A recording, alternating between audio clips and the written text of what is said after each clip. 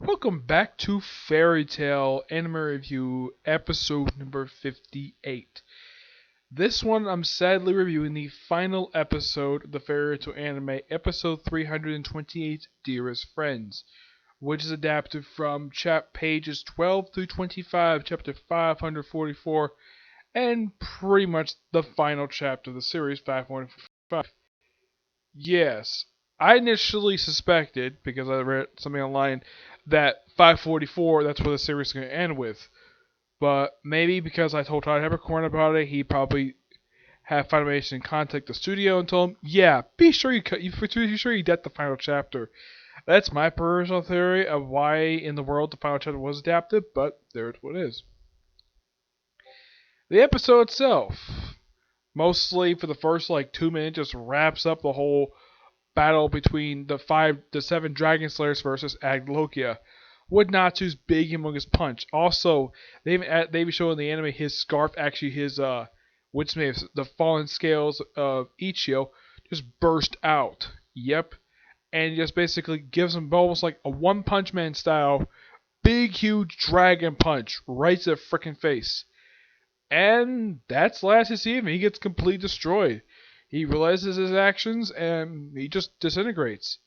As for Agnella's physical body, yeah, he's completely destroyed. Yep, he's gone. Everyone's like, yay, everything succeeded. And then everyone's celebrating, yeah, like Agnella's gone. And all of a sudden, sky cracks and the seven Dragon Slayers all come back. Natsu, hilariously enough, lands on top of Lucy. Yep, lands on top of Lucy for some funny, unexplained reason that was so hilarious. And then something weird happens. We have a 1 year time skip. Though at least Lucy does explain what the heck happened to a lot of the characters. First, let's talk about, Natsu, not much happened with him. Because nothing is what happened to time skip. Grand Juvie got a little bit.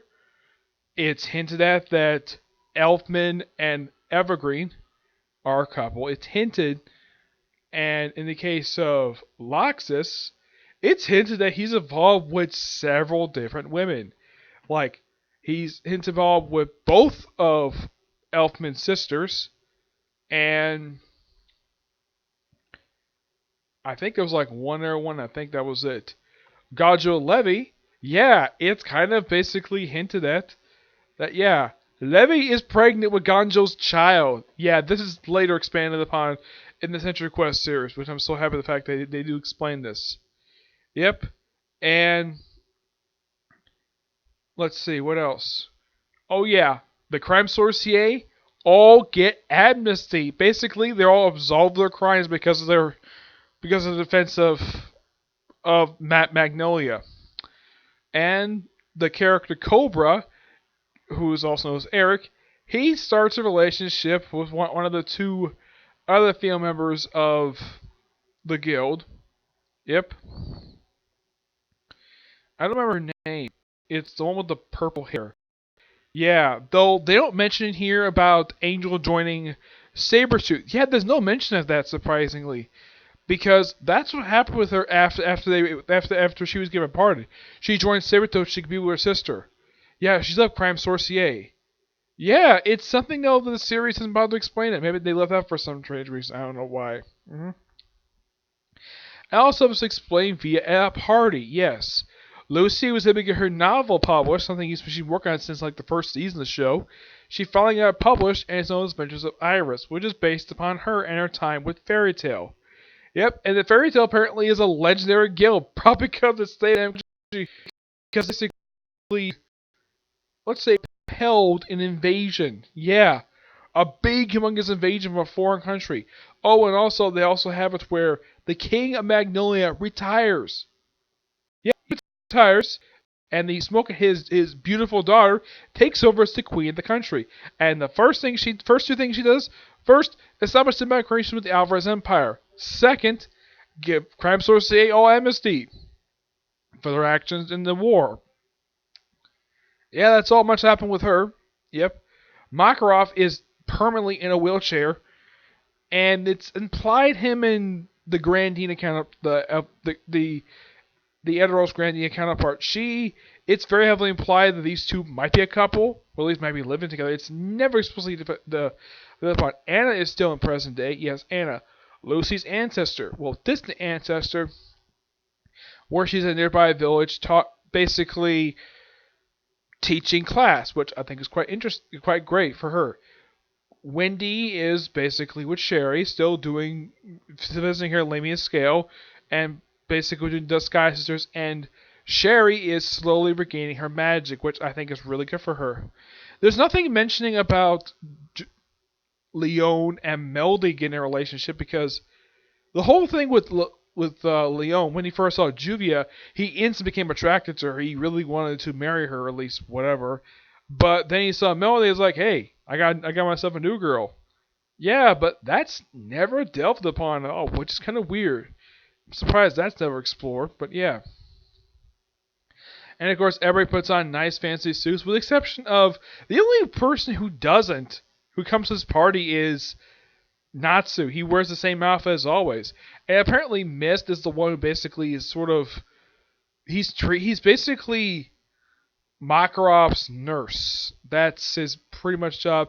And also keeping Makarov and the Grandina woman, I don't remember her name. She's basically a healer. Keeping these two in line, and it's interesting to see her wear a completely different outfit than she's wearing. Urza, not the first time I see her wear a dress. She's worn several dresses over the course of the series. The last time I can think of she's actually worn a dress in the series, off the top of my head, was probably back in season 6 or 7. It's been a long time since I see her in a dress. Lucy, quite a long time. Yep. No mention what happened to the Wizard Council. Yeah, there's no mention if they're still active or not. Yeah, that's something that the episode doesn't delve upon, like, what happened to the Wizard Council? Yeah, it's never really dealt upon what happened to them, if they're still active or not. Because the whole group is made up of the 10 Wizard Saints. Well, 9 of the 10 Wizard Saints. Because, well, God, Serena's dead. And I think the number 2 Saint is probably been promoted to number 1 because of God Sirius. His defection and his death at the hands of Agnologia. Apparently he was second generation Dragon Slayer. Yeah. Let's see. And then the episode ends basically where before they have it where the episode ends, apparently Lucy sees apparently Mavis and Zara, though it's two people who look exactly like them. And nothing much to other people. This is their only appearance. And then she wakes up in her bed. It's like, what? What happened? I hope that thing wasn't a dream. The party did happen. It's just that she doesn't remember what happened afterwards. Apparently, she got so drunk that she apparently decided to have Natsu carry her home. And apparently, Natsu took time to apparently strip her naked. And then they basically slept together. No, they did not have sex. They just slept in the same bed. And before I get to what happened next part, yeah, there's something that happened with Juvian here. Yeah, where she apparently is copying Grey. Yeah, this time they actually have her, she actually takes off her top, and she still has the scar from her battle the year prior, which was caused by the Winter General. Yep, she still has that scar, and apparently it's very heavily implied that maybe Grey may have feelings. Yeah, it's kind of revealed in this particular scene that it's very heavily implied that Grey may have feelings for Juvia because he does deeply care because he's like, I'm interested in your body. he's like, oh yeah. He's like, she's probably thinking maybe he does have feelings for me. Though I should point out currently in the manga, he refers to her as when he sees her again when he's on the I'll get to admit it, he refers to her as darling. Hi, darling. As far as for his honey. Yep. As for what happened afterwards, well, basically, now, I agree with a lot of people, basically, when it comes to the final chapter. And instead of what happened then, Natsu should have revealed that he was in love with his feelings for Lucy. Because it's been hinted at throughout the entire series Lucy's been in love with Natsu. But it's never been delved upon at all. I mean, it's been brought up a few times through the course of the series. But it's like never pushed forward. Oh, and also what happened with Urza? It's very implied that she might be still in a relationship with Jalal. Yeah. And she's also taking really good care of her hair. This happened right after the amnesty was announced for Jalal and his group. Yeah. And then, of course, he's like, I got something to tell you. Let's go! And of course, he gets dragged. I was like, what? Got a job? Like, what about my stuff? I got to pack. It's like, don't worry, I packed for you. And then Happy had this hilarious, like, we pack your magical panties. He's just like, what? I thought that was so hilarious. And she's also embarrassed the fact she got drunk. Yeah. And then the episode ends seeing Wendy, Gray, Urza, and Carla all ready to go. Now, they don't mention this at all about the whole job. What they cut this line from the manga where it says, like, before they leave, it's like, yeah, we finally got this approved. A Century Quest. What Century Quest they go on? Read the Century. It's basically the mission that Gildarts was on. Yeah, they basically take up that mission. Oh yeah, what happened with Gildarts? Nothing. It's not much revealed about him, except he hasn't really changed much. Kana is still drinking heavily. Though, as for her wearing a dress, this is probably for the first time in the series I've seen her wear a dress. Yep. Also, it's very implied that possibly that Gonjo and Levi may have actually gotten married, which makes them. And also, I like though that the Bisca's husband. It looks like though he actually has lost some weight. Yeah, he actually lost weight during the 1 year time skip. And the other guy who apparently can't get a job, he says, "Yeah, maybe go on a job." He's like, "You never go on a job." Yeah, because during the same time skip, he put on a ton of weight. Yeah, because apparently he spent 7 years staring at a board. He's like, why does he take a job for? It's so really bizarre. Yeah, and also Romeo's hanging out with Bisca's adorable little girl, who I think she's probably at this point probably 9, because when she's first introduced, she's 7 years old, and then thanks to Winter Time Skip, she's 8, and now she's probably 9. Romeo, I think he's probably about 12, maybe about 14 or so. He probably sees her as like a little sister. He probably doesn't see anything further than that. The only character he might be in love with is Wendy, but it's never been delved upon at all, which is kind of weird. Yep. But at least though, this episode does not feature what happened in one of the specials where basically a lot of the girls got drunk, and this includes Urza, Levy, Lucy, Carla, and Wendy. All 5 of these girls got drunk. Here, I think like the only girl who got drunk was Lucy and Kana. That was pretty much it. This overall was a really good episode, though. Yeah, the whole one-shot fight thing against the way that Igalo gets defeated, very typical. It's very standard. It's very standard fare when it comes to Fairy Tail. I love the whole 1 year later time skip, which is the third and last known time skip with the series. Because here's the thing. The show and the manga had 3 time skips. The first one was 7 years. The second one was 1 year. And this is the third. Excuse me. Yeah, well apparently Fairy Tail has become a lot more famous. And Lee is not known for causing a lot of collateral damage. Yep. Otherwise though, fully great episode and great way to end the series in my opinion. And I do agree with everybody, including Type Record. We gotta at least see adaptation of Century Quest in the near future, but who knows? It all depends upon Animal Pictures and Cloverworks, the one who made the series. Final thoughts on the Fairy Tail anime as a whole. This series, it was really good to watch. Thank you, Edgar, for recommending this. This basically was a show you recommended me 2 years ago. Yeah, I got to this show. This is before I got my current job. Yeah, I got this show in just a little over a month. Yeah. Yeah, because at the time when I caught up with the series, the show had only just finished airing it basically a year prior had already finished airing its 9th season of the show, and the show entered already its second hiatus. Because they actually had a hiatus between seasons 7 between 6 and 7 before they had that very long season of a 90 episode season which adapted it had 4 story arcs with it. One of course being a filler story, which is a follow up to what happened with the other arc. Yep. As for in the case of course, the series, other stuff. They had some OVAs, all of them really good. I especially love the OVA, the different remaster, which I'm still hoping to do a follow up to that. Which I was hoping for some time we might get follow up to that crossover, and we kind of are.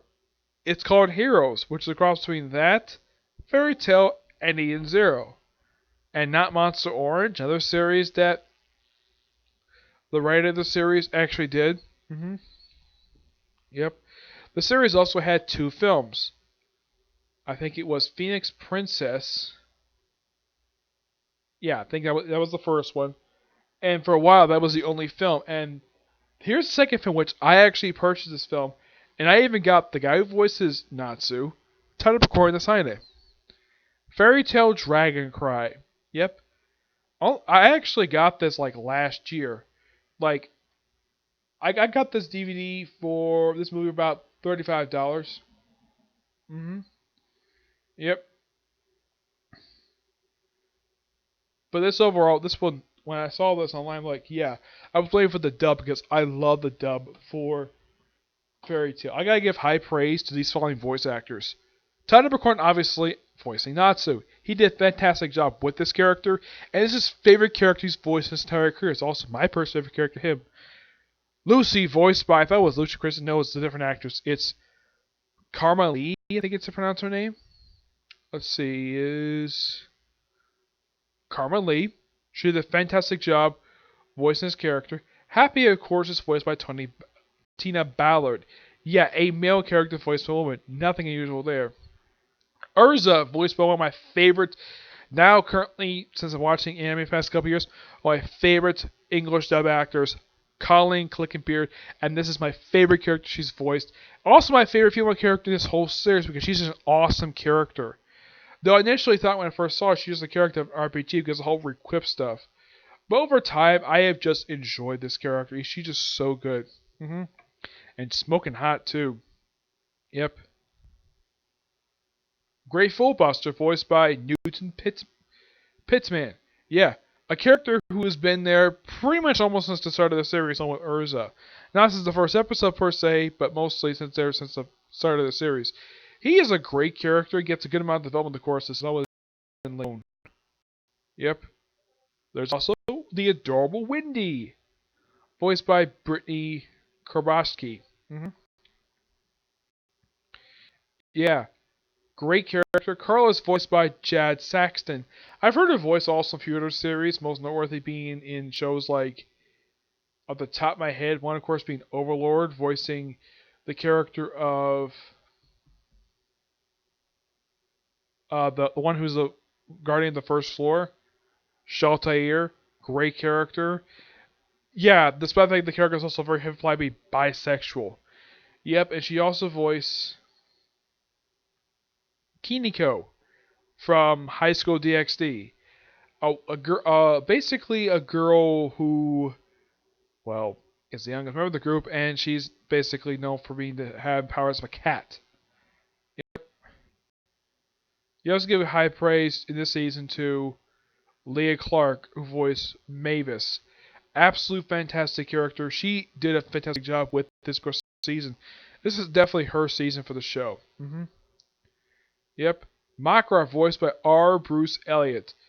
For a lot of people who basically are on this show, with the exception of Todd Eppercorn, almost everybody else, and Christopher Sabat, which I'll get to him in a minute, almost everybody else, this is the first series I actually watched in a minute, and this is also the first Funimation dub I actually reviewed because the first three were Viz Media. Mara J, voiced by Monica Rail, great character she is. Lox is voiced by the awesome Patrick Stoltz, which is the second series I've actually heard the guy in. Yeah, only second because the first one was Bleach. We voiced Kapachi. Yeah, one of the very few actors that go back and forth between Funimation and Viz Media. Unknown if he's going to take over Jiraiya and Baruto because, well, he did take over another David Lodge character, which was also Jiraiya.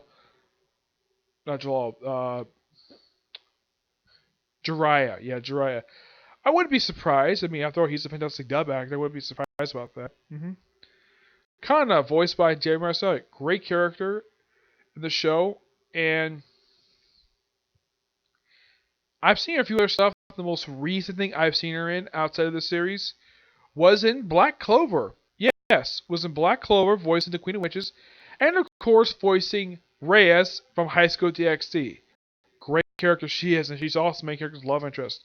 Lokai, who was, believe it or not in this final arc. Yeah, it's kind of weird though.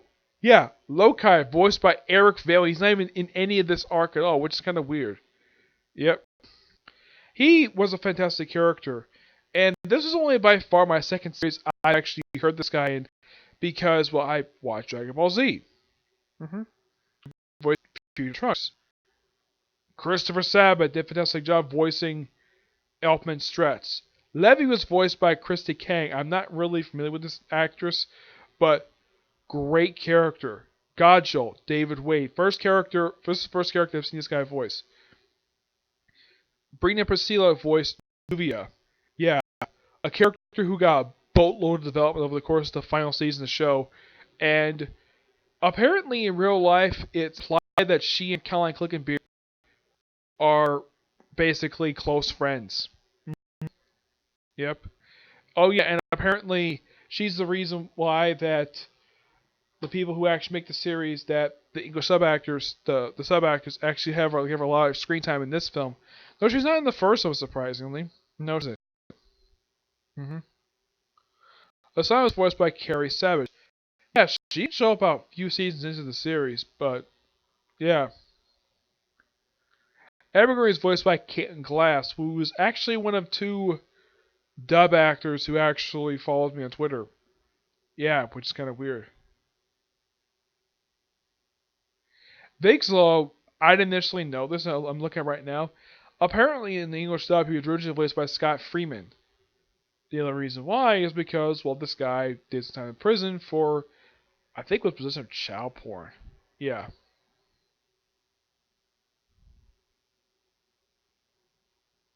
Zverev was voiced by Joe McDonald, though he's voiced by a couple of by Justin Brenner, who's also known for voicing, of all characters, Deku from Fairy Tail.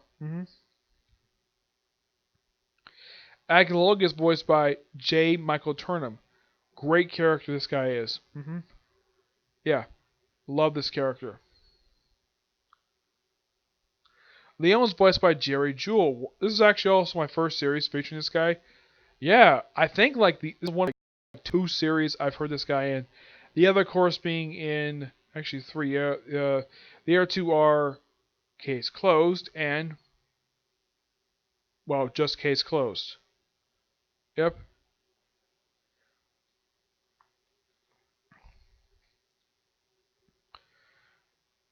But a lot of the dub actors in this series were absolutely fantastic in this series overall. Yep. And despite the fact the series is 328 episodes overall, plus 2 films, and I think it was like 10 OVAs, if I remember correctly, yes.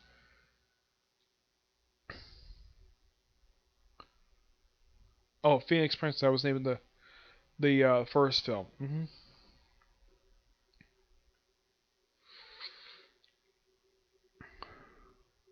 Yeah, the OVAs here are basically, there was at least 10 definitely. Excuse me. If you want to get my thoughts on these ones, watch my reviews from the first 10 episodes. Basically, when it came to these ones. And oddly enough, I've spoken to Tyler Corner about this. Not even he knows why these particular things were never dubbed by Funimation. They're all really good. There's nothing bad about these particular specials. And even he says, if it's Fairy Tail, I want to do it. And I kind of figured, though, with the series over, what else can you do with the dub? Like, okay, both films have been dubbed. The whole series has been dubbed. The only thing else you could do is dub these OVAs. That's the only thing else you could do. Here's my personal opinion Here's my personal advice to you, Funimation. Dub these 10 OVAs. It's not that hard to do. You pretty much dubbed the old OVAs for One Piece. Why not do it for Fairy Tail? There's nothing else you got left to do Fairy Tail. Unless, of course, you don't because of licensing issues.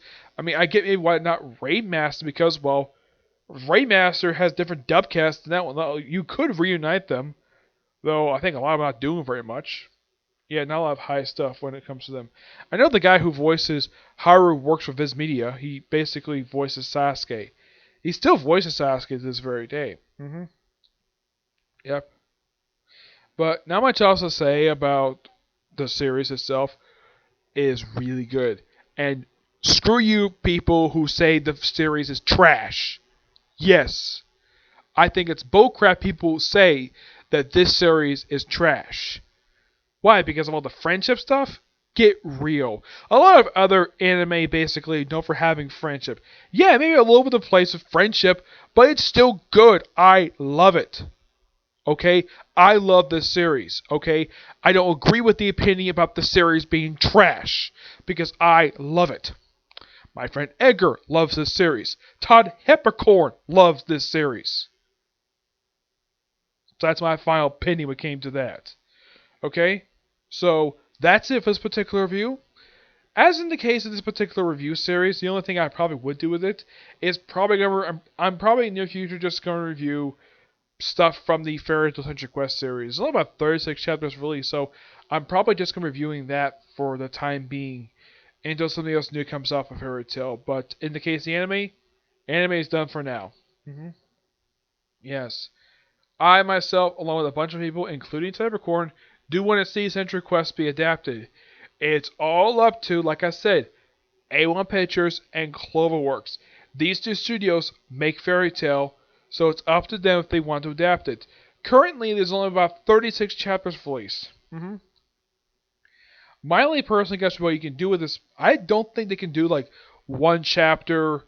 They can't do 2 chapters an episode. That would be kind of dumb, especially since these chapters are quite long. I would probably suggest just doing 1 chapter per episode. Yeah, just have the first season down like the first 25 chapters. Around that particular point, that's all I can see you could probably do with it. Yeah. So that's it for this particular review. I have roughly 1 review I'm planning to do today, and that'll be a review of the newest next part from my Toshi Retro Chronicle, and probably a movie review. Okay? Please next view. Bye.